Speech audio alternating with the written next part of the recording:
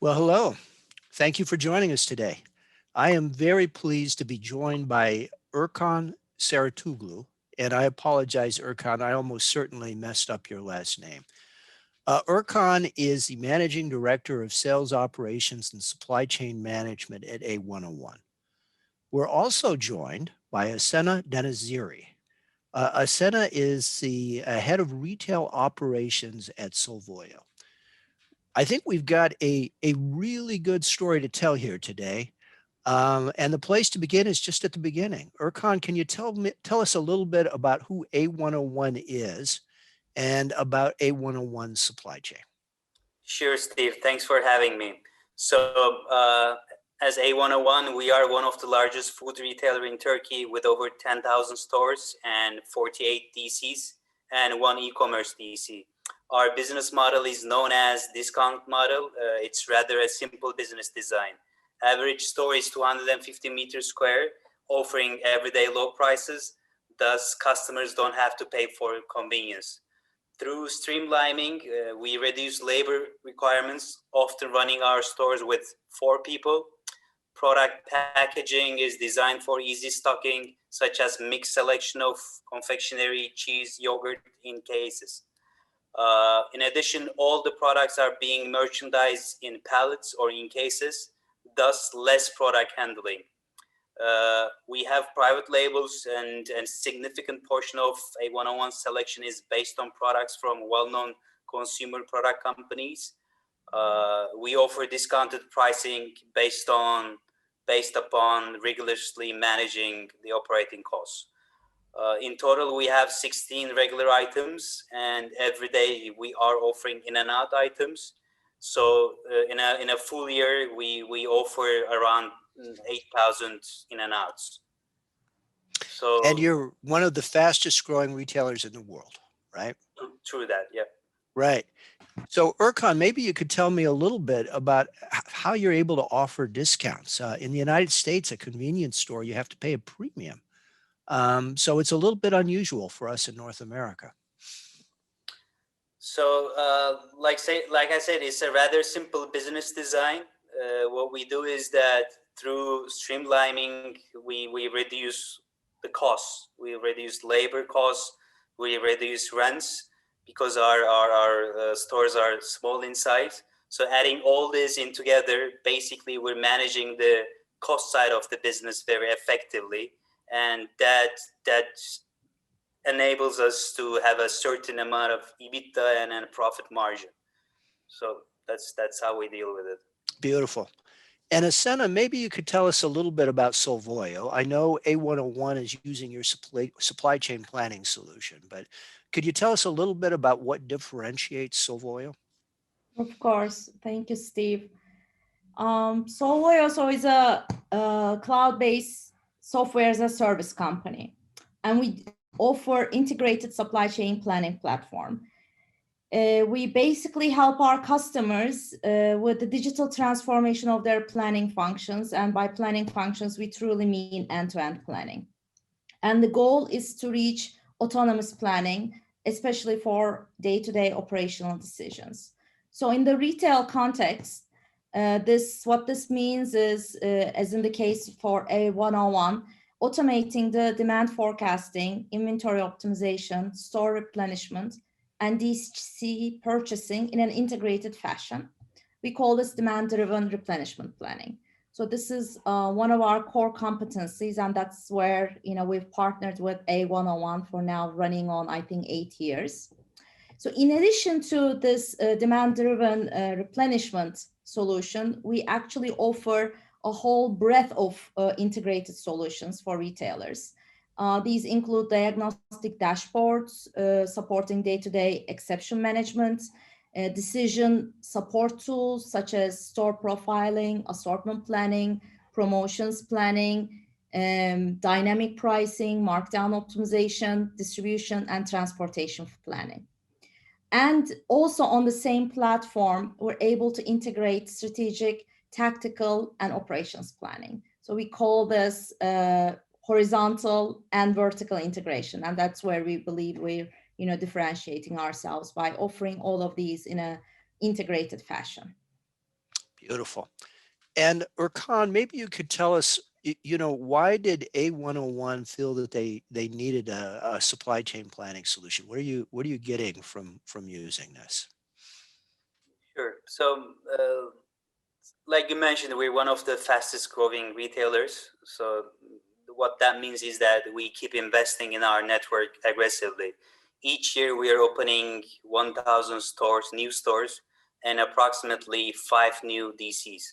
Plus, keep in mind that our stores are small, meaning limited available shelf space and limited inventory.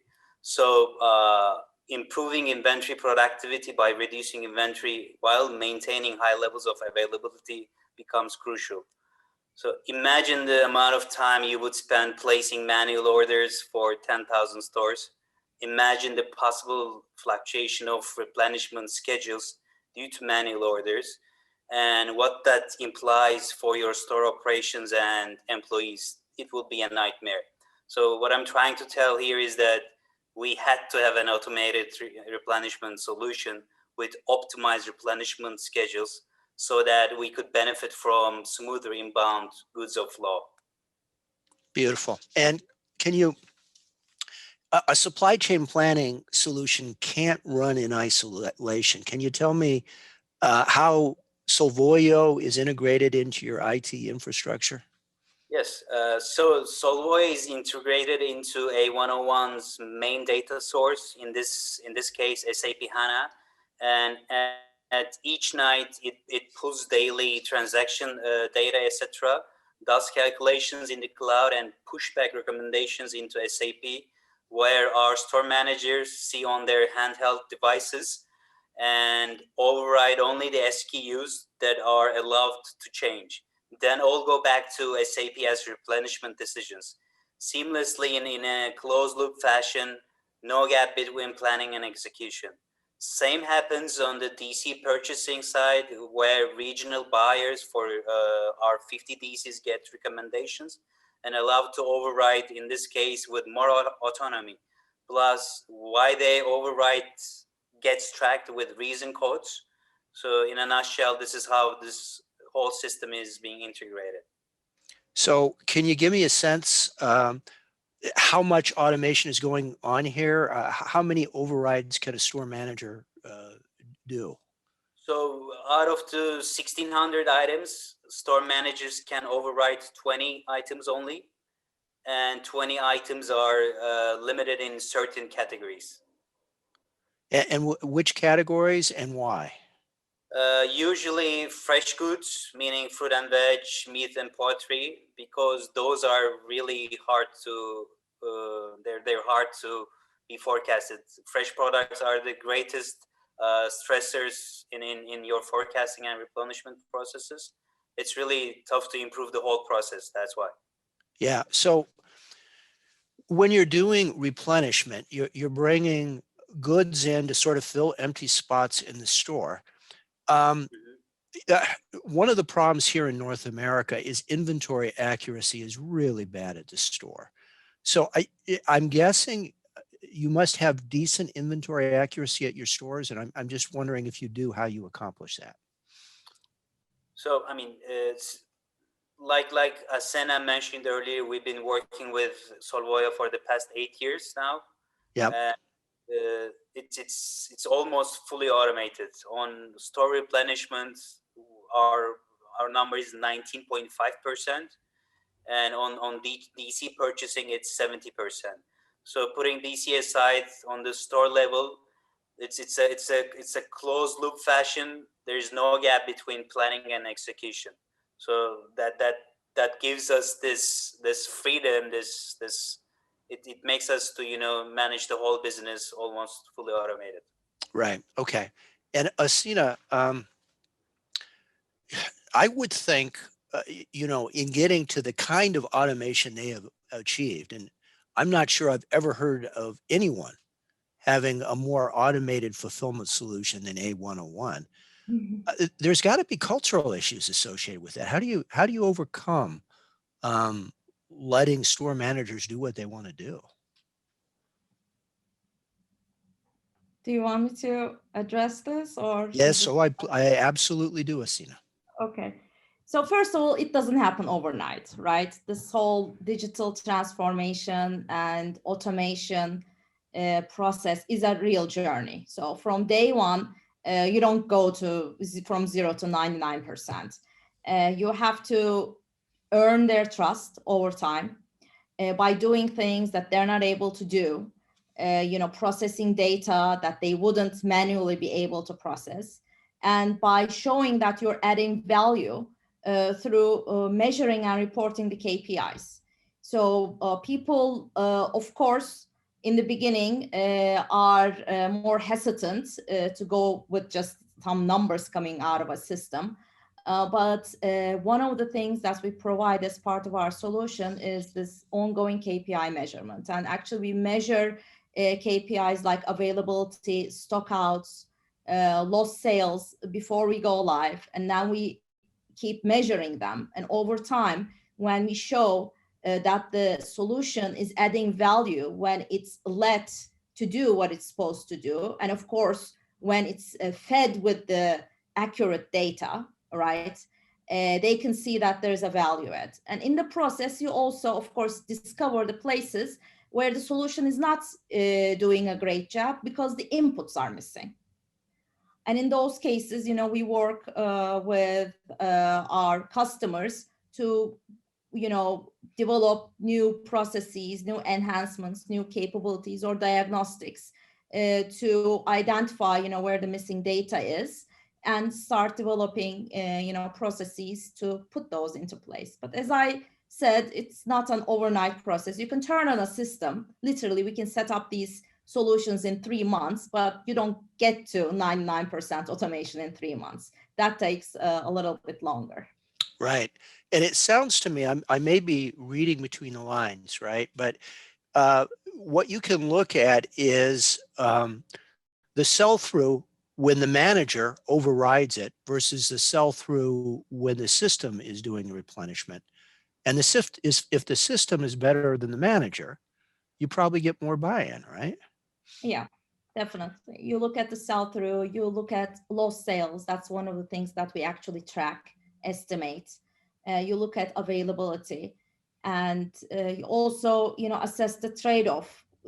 Should the store manager be crunching through numbers or actually managing the store, at the operational level to make sure that everything on the ground is going as it should. And once you've, proven over time that, look, guys, this is actually doing a better job in 90% of the cases. And here's a way, as Erkan said, we do have room for overrides, and we've limited that. That started with more overrides, of course, in the beginning, and that allowance kept going down. You always give them a way to intervene in the case of the exception. So you train them. The cultural shift is training them to do exception management rather than going over, every single recommendation and trying to tweak them. And the other thing that needs to happen, again, to diagnose why the system is not giving the right quantities and fix the problem at the source, the data source. What is the input that needs to be improved in order to get better outputs rather than keep overriding the outputs? So perhaps either Erkan or Asina, you could give me an example of fixing that data source, why you would be getting a wrong number out of the system. What would be an example of the bad data going in leading to bad results coming out?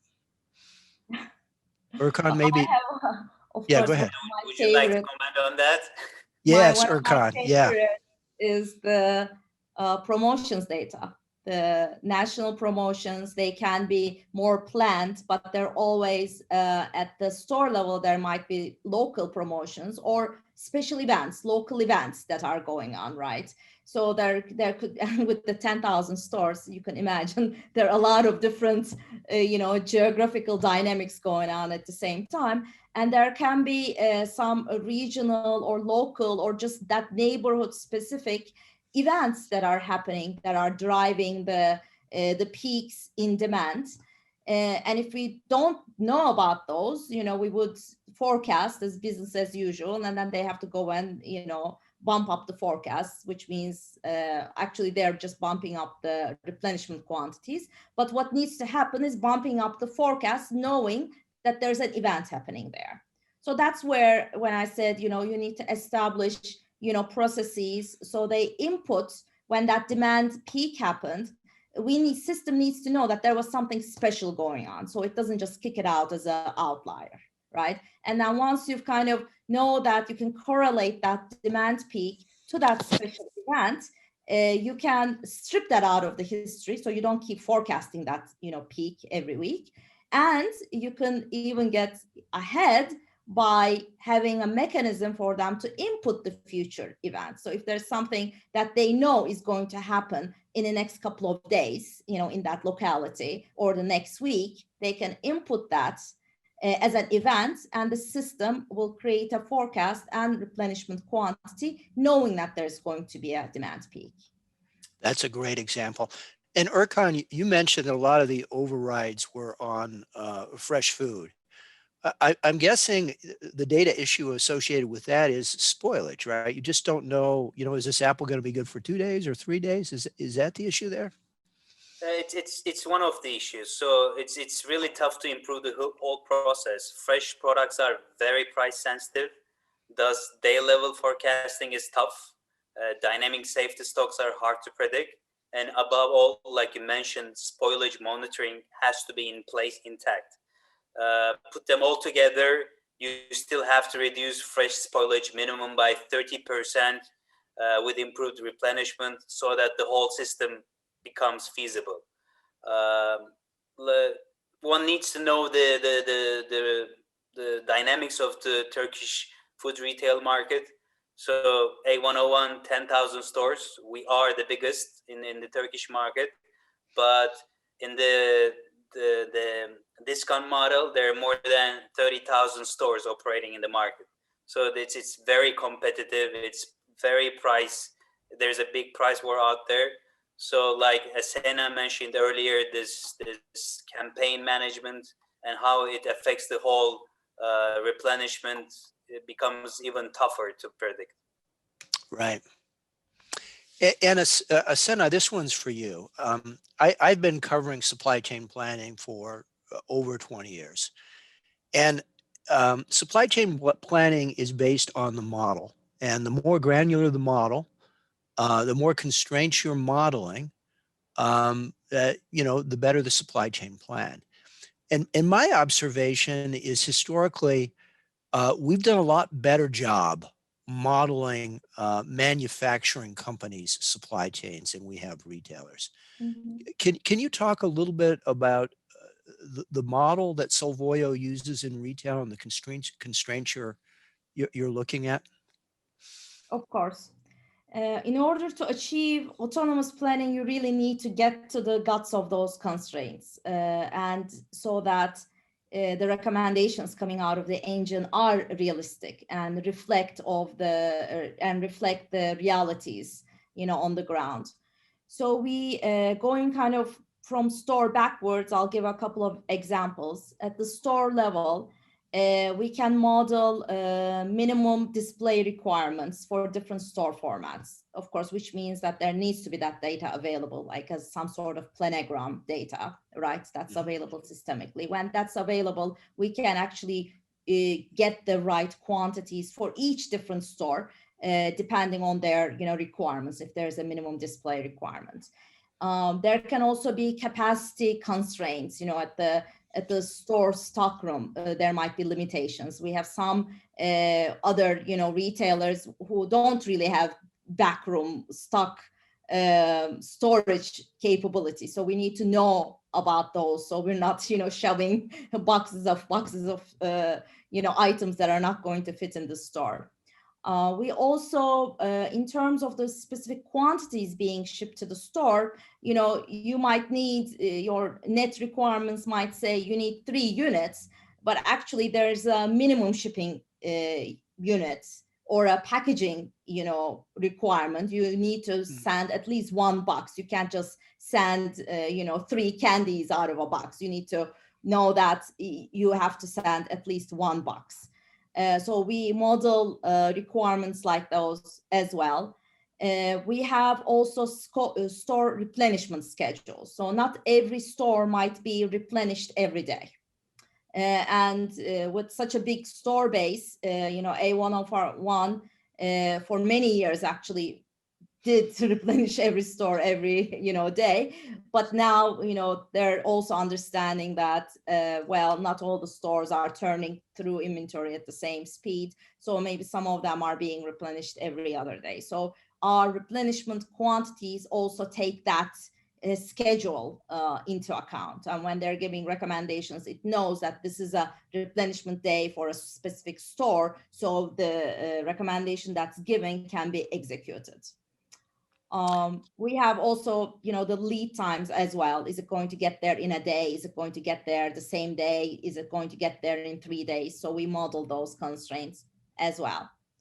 And on the DC procurement side, there are vendor-related constraints. Again, the vendors have their own lead times. Vendors have their minimum required quantities for purchasing. They have their, logistics capabilities, how many days they're going to take to deliver. Are they delivering, every day of the week, or there are certain days that they deliver on? So we work with those as well.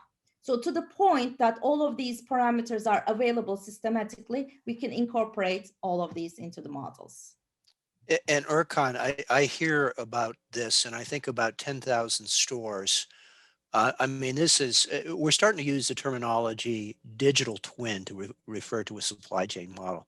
This is really a complex digital twin that you have put into place. Any other constraints that are worth mentioning from your point of view, Erkan?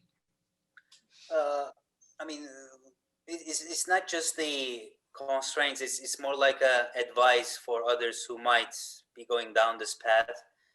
This digital transformation, like Asena mentioned earlier, is a journey that needs a solid foundation.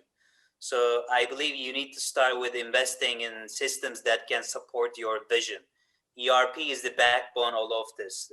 There were a number of things we wanted to do over the years, but we were limited due to the constraints in our ERP system. Also, once you make all those investments, you still need a planning platform that can grow and evolve with your needs seamlessly. I believe Solvoyo enabled us that because of their easy configuration of the backend and the front end, which made it possible for us. This platform also needs to be integrated as the system adapts to the ever-changing business needs.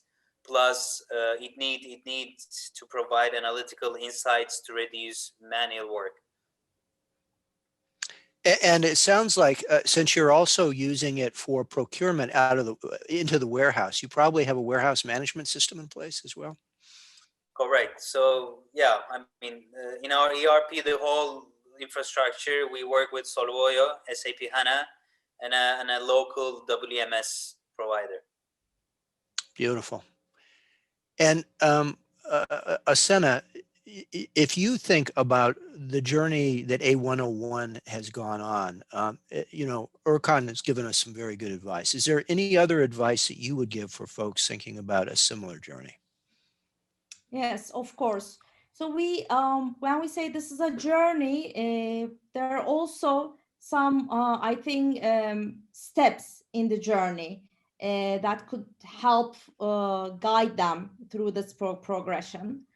We call these steps digital, intelligent, and autonomous. So on the digital side, this means getting all the relevant internal and external data, and starting with an end-to-end visibility and automated diagnostics. So this enables them to Erkan's point, to have the foundation.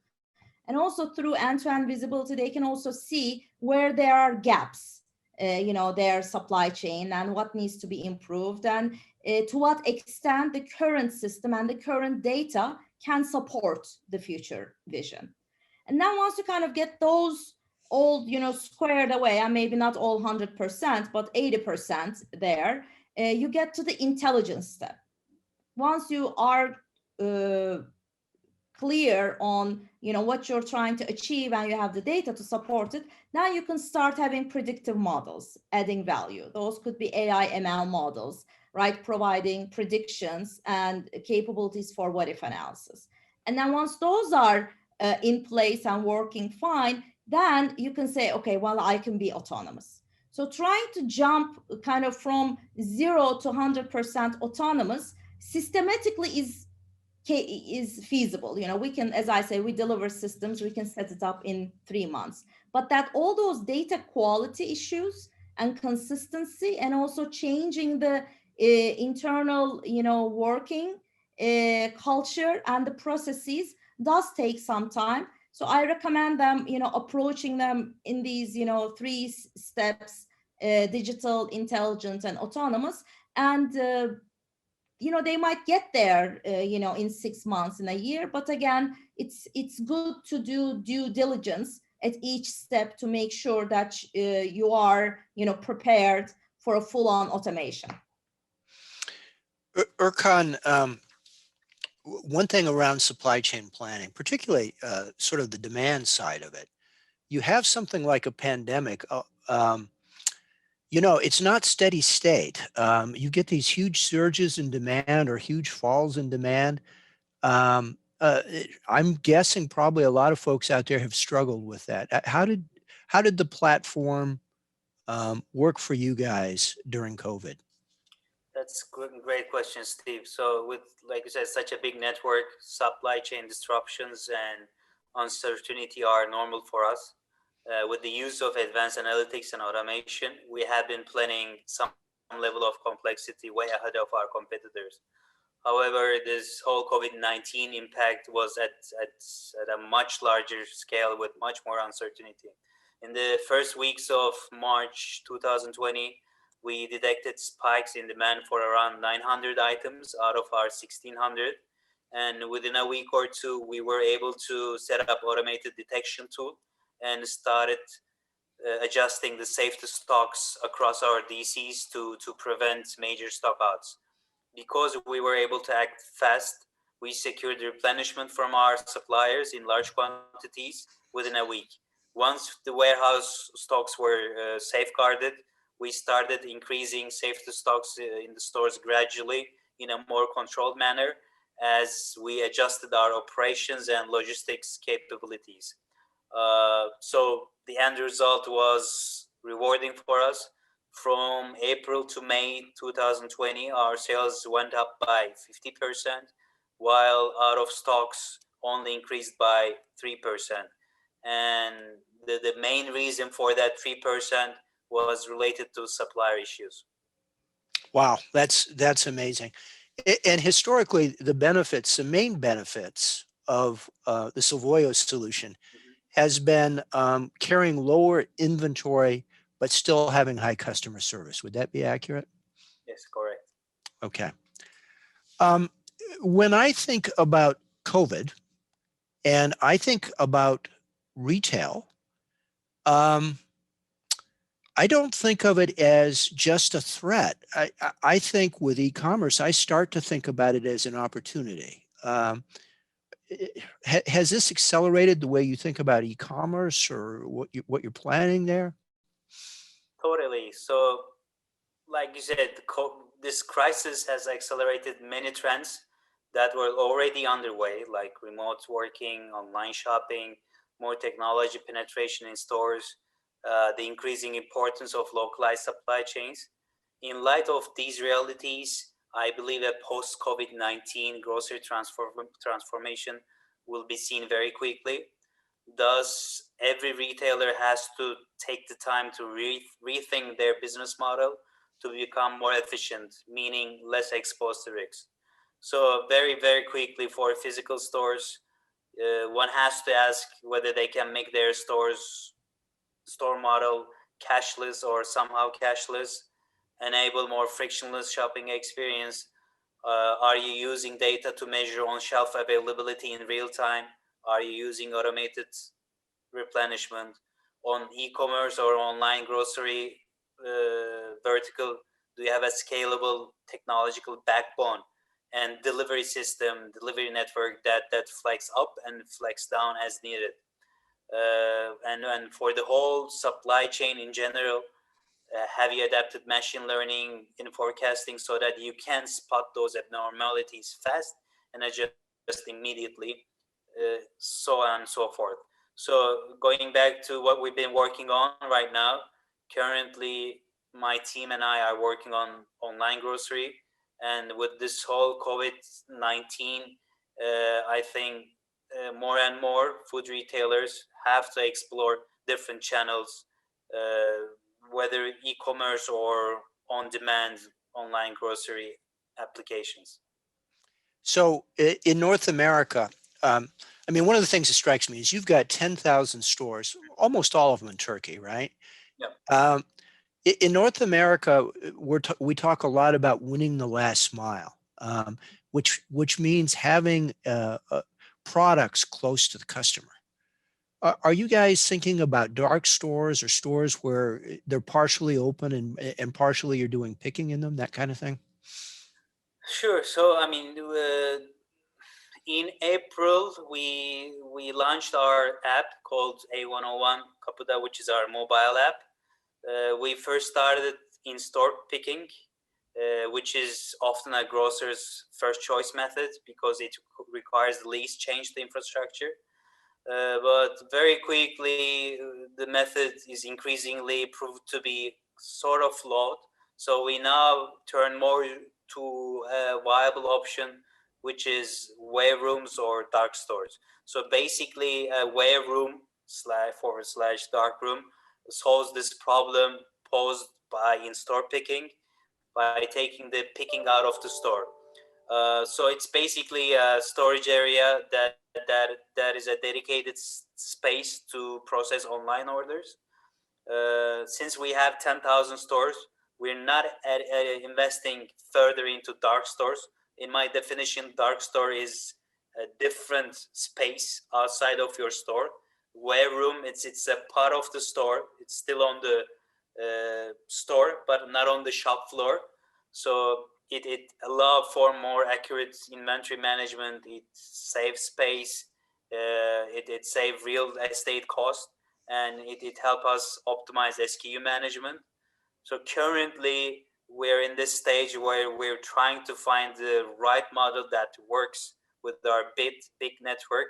So I believe warerooms might work well for us. Right.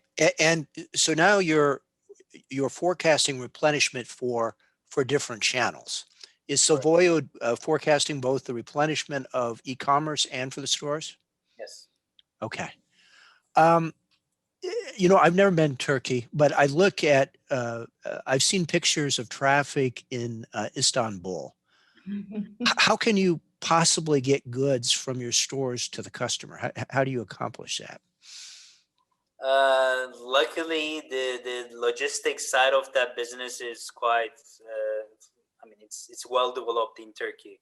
So we have so many other startups that are already on food delivery, grocery delivery. So the third party logistic partners are already in place. I think here is what is the crucial question would be the big question is that which model you choose, whether you do this instant delivery, 10 minutes delivery, or delivery in different slots. Currently, we use only delivery in slots, meaning in previously selected time zones. But more and more, as all the other retailers started exploring this mobile go-to channel, I think we're gonna start introducing new delivery methods as well. So would be what I'm talking about is using motorcycles, motor couriers, and minivans as well. Mm-hmm. Yeah, And go ahead, Asina. You have some thoughts here? Yeah, motorbikes are very popular to especially get around the traffic issues. And of course, one advantage A101 has, as Arkan mentioned, there are 10,000 locations, so they are not that far away from the customers. Not every retailer has that kind of network, so they might, deliver cover multiple, neighborhoods from a store, or a specific dark store. But in the case of A101, I know there is very close one in my neighborhood, and they can get to me in 15 minutes if they can figure out the motorbike part. But even without the motorbikes, they are very efficient. I mean, I've personally experienced this. They are on time. They get there fast, in full, most of the time. And I see the improvement as a customer. Right. And Asena, I don't think we talked about it, but in your digital twin, do you have transportation costs as one of the factors that you guys are looking at?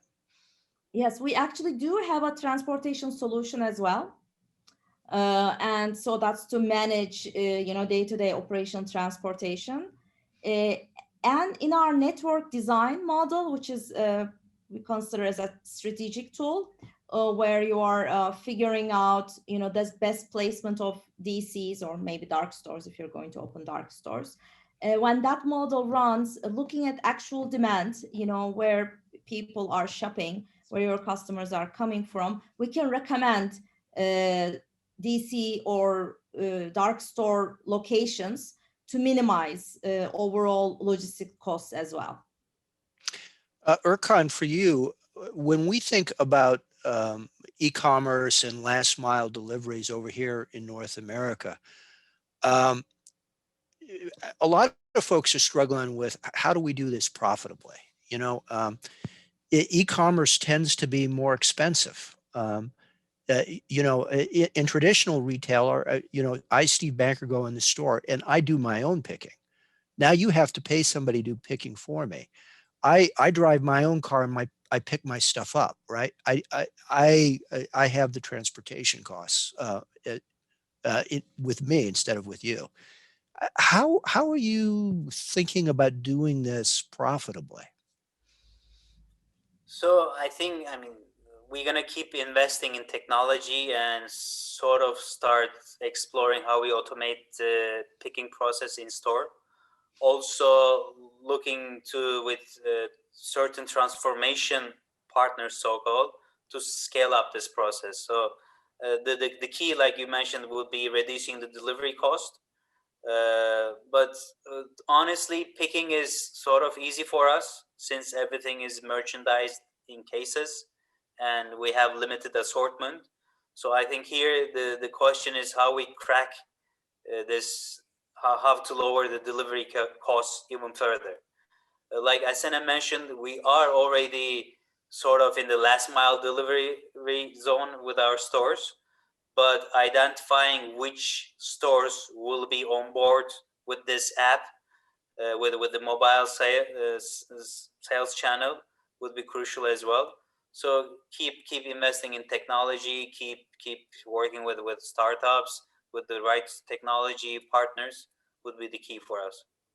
Yeah.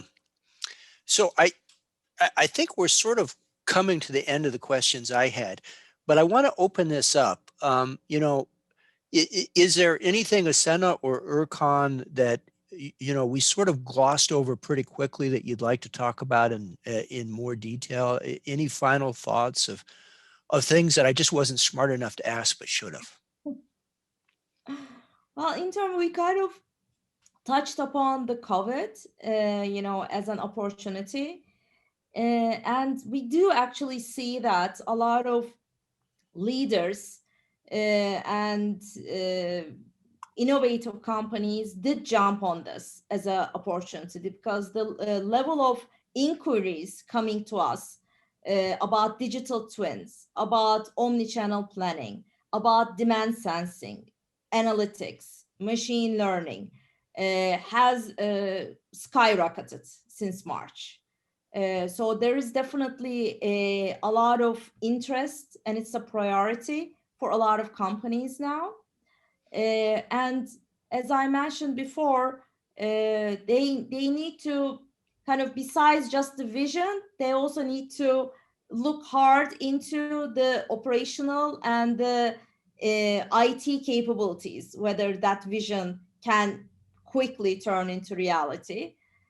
So while the omni-channel and last mile delivery are very hot topics. It's not just the systems that are enablers of that. There is, of course, the whole operational leg as well that needs to kind of come up to par to keep up with the capabilities of the advanced analytics and planning systems can offer. And Erkan, any final thoughts for you? So I just want to revisit the questions about the most cost-effective way to manage a supply chain that can handle surges and disruptions. So in a very quick way, for literally physical stores, they have to become more tech savvy. For e-commerce and online grocery stores, one has to know the required investments to ensure seamless uni-channel experience. So what will be those required investments, and can you accelerate those required investments? And for the supply chain, basically, have you adapted machine learning in forecasting? And that would be it. That will help you to eliminate the risk of future shocks. So, like I said, a retailer has to take the time to rethink their business model and has to ask those questions. Well, thank you. And for the folks listening in, I want to remind you that we're going to have about a 15-20-minute break, and we're going to come back. And Harbison Walker International is going to talk about some of the supply chain applications as well as enterprise applications they put in, and how that's helped them to unleash continuous innovation. We've got leaders from HWI on both the IT side and the supply chain side. Please tune in. I think you'll find it very, very interesting. Erkan, Asana, this was fabulous. Thank you so much for taking the time to talk to us today. Thank you. It was a pleasure. Thank you always good to talk to you, Steve. And Erkan is always a good partner on these kind of conversations, since he's himself is so involved in the ongoing innovations that A101 is pursuing. And every time I talk to him, I learn yet another new thing that they're implementing. So it's always good to have these chats. Thank you, Asana, for the kind words. Thank you, Steve, for having me. It's been a pleasure. Thank you.